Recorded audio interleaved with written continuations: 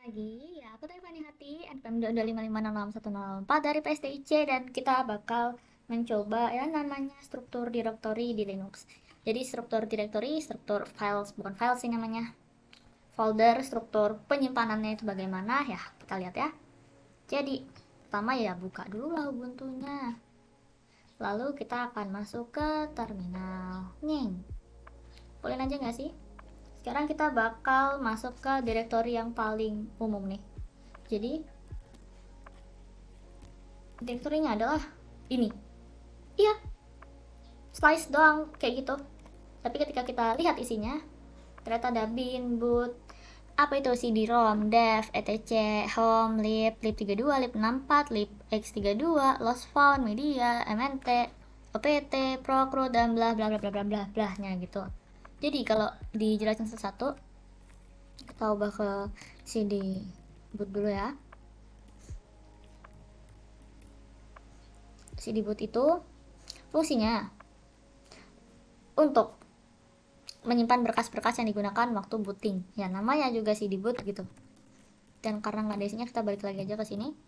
Terus kalau yang CD bin atau binary itu untuk mengeksekusi berkas binarnya. Jadi kayak ls, cd dan lain-lain yang kayak true false, tinggal nampilin doang itu di binary-nya. Lalu kalau kita masuk ke apa lagi ya? Bin, boot, cd-rom, dev.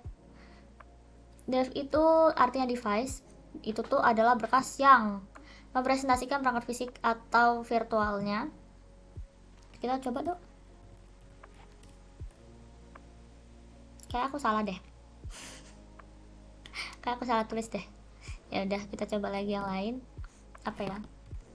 CD-ROM. Kok satu directory tapi tadi bisa?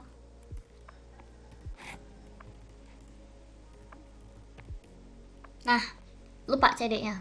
Oke. Ya. Jadi di dalam dev ini ada banyak kan ya. Ada konsolnya, ada CPU-nya, ada disknya. Yang umum-umum aja karena aku nggak tahu juga yang tidak umum.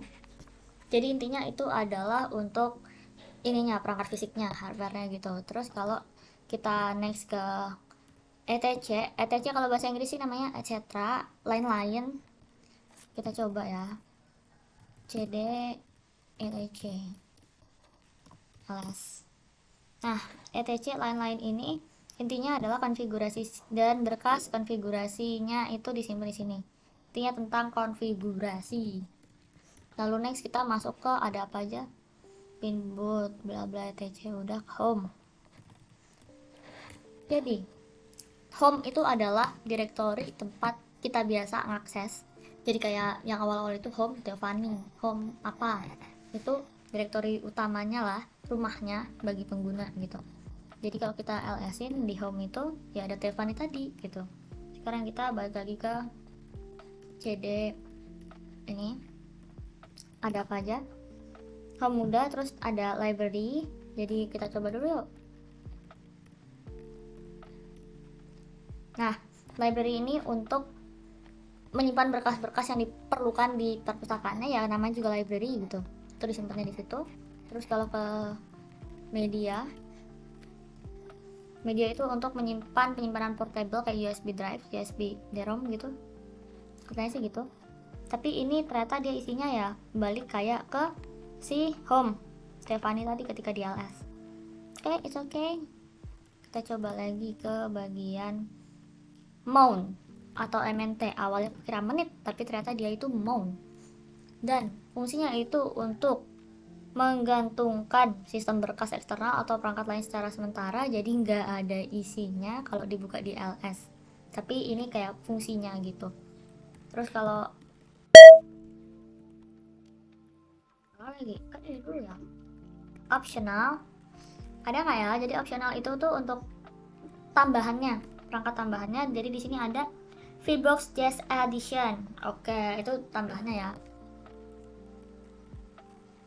Proc. Jadi CD proc itu untuk menyediakan akses informasi ke konfigurasi kernel. Jadi ini berbagai macam kernelnya, dia banyak banget. Kita langsung masuk aja. Next, berikutnya itu untuk root atau akar, itu untuk rumah dari sudonya. kayaknya salah deh. Iya, karena kenapa permission ditolak? Karena itu rumahnya si sudoers atau super user atau GM-nya dari si Linux, jadi tidak bisa. Lalu kalau ada namanya itu run, balik lagi deh, ini dulu aja. Nih, kita udah bahas ini udah, terus ke run. Jadi kalau run itu fungsinya itu untuk menyimpan berkas yang sifatnya volatil atau sementara.